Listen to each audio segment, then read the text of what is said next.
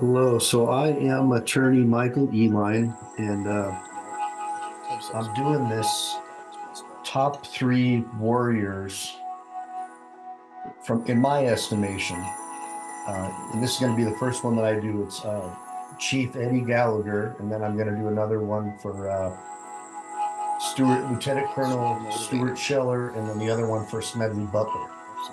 So they're, two of them are Marines. The other one is Chief Gallagher, but he was a corpsman. So to Marines, that makes him a Marine. Like we consider, like especially a fleet corpsman who is up with us, we consider that to be a Marine. And so I was a Marine back in the 80s, and I my dad was also a Marine, a Vietnam Marine. He did 2 tours in Vietnam. And so I saw this cool boot camp video with Chief Gallagher's son graduating boot camp, and it's so super motivational. I thought, I'm going to use this video to sort of show you some attributes and characteristics of, what it means to be a warrior and how it sort of is passed on, not necessarily in your DNA, but just in the way your leadership, which probably could pass down into your DNA, of course. But I want you to see this really quick here, just so you can see the very beginning. So this is Marine Corps boot camp, but obviously this is in Camp Parris Island. This is obviously Parris Island because there's a female drill instructor at the lead, unless they've changed MCRDS. That's where I went. So check this out really quick. So these guys are squared away. There's a couple PFCs. That usually means that stripe there, that chevron.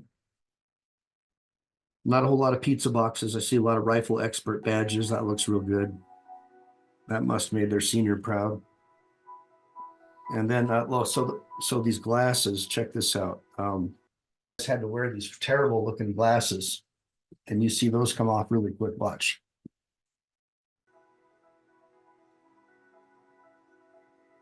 I'm not sure which one that is. Probably his grandma. There's dad. That's the chief.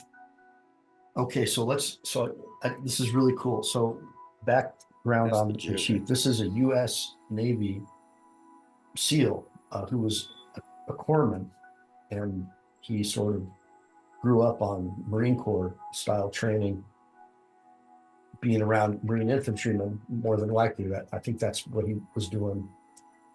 And ultimately, he became a Navy SEAL, and he was the first Navy SEAL to make it through Marine Corps sniper training, stay platoon. Like Marines used to have something called stay platoon. Now they've changed it. I think only force reconnaissance units or something are using snipers. But anyways, I don't want to get too crazy about all this stuff and prove what a motard I am or whatever. But I want you to see, okay, so there's him and his dad.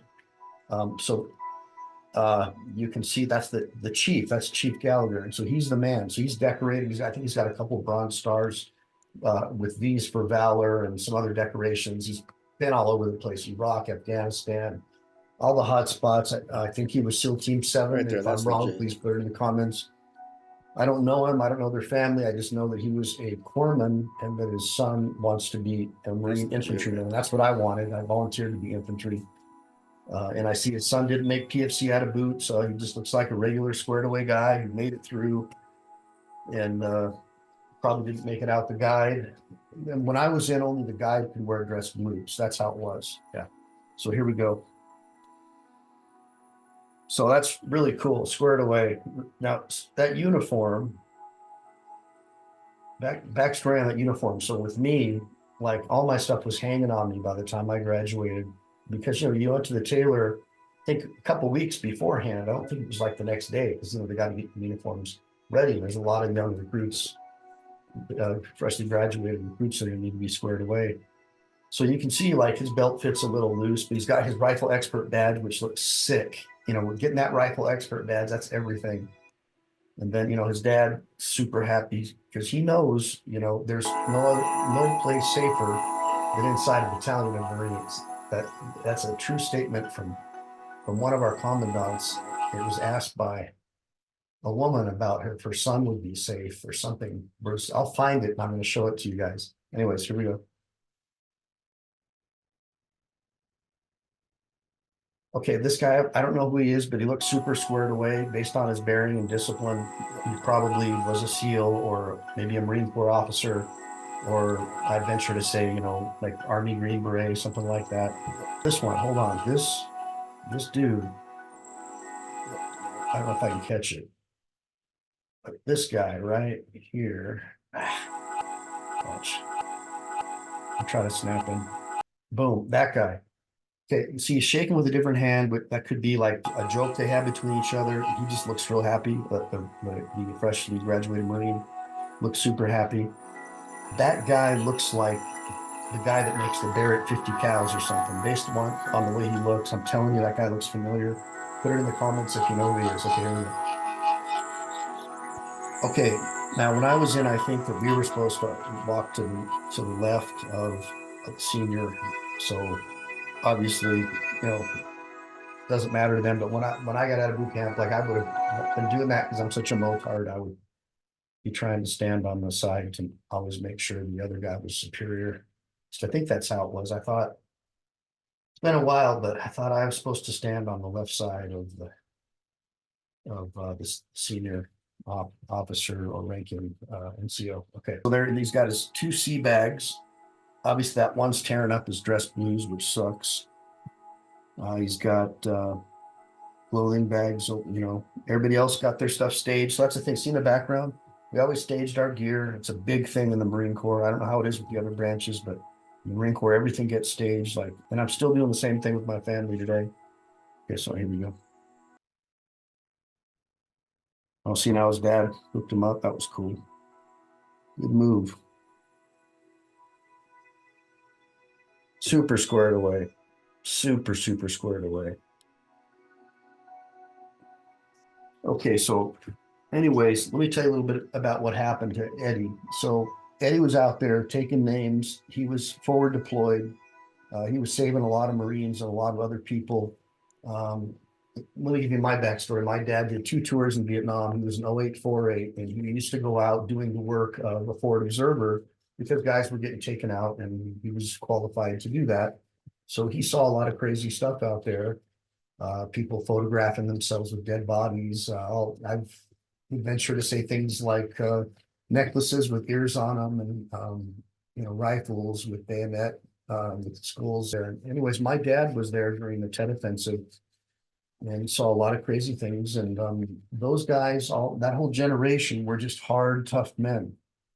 And they all ended up starting their own businesses, usually in construction or something, super driven. A lot of my dad's buddies ended up taking their own lives. And so I saw that growing up, and hardened my dad, and it was tough.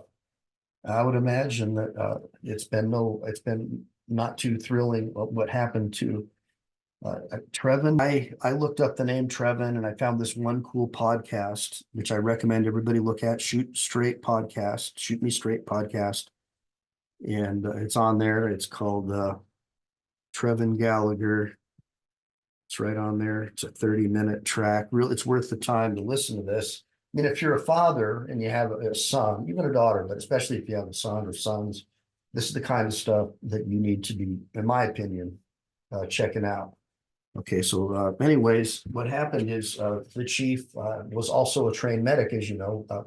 He was a corpsman, but for people in the Army or people who don't know, like a corpsman is like the Army's version of a medic, except it's a corpsman. So it's a Navy doctor. He's not a Marine, but to us, he's a Marine. That's just the way we do it in the Marine Corps.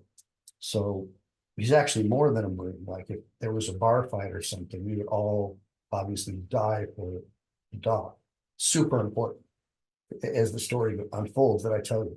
So anyways, I want to make this quick because I want to get all this in as quickly as possible here. So the chief is a sniper because he was trained by Marine snipers, which he probably got really good at it, and he was out there. And unlike the state platoons over Iraq and Afghanistan, the Navy SEALs, from what I understand, had less chains on them, less restrictions than the Marine snipers did.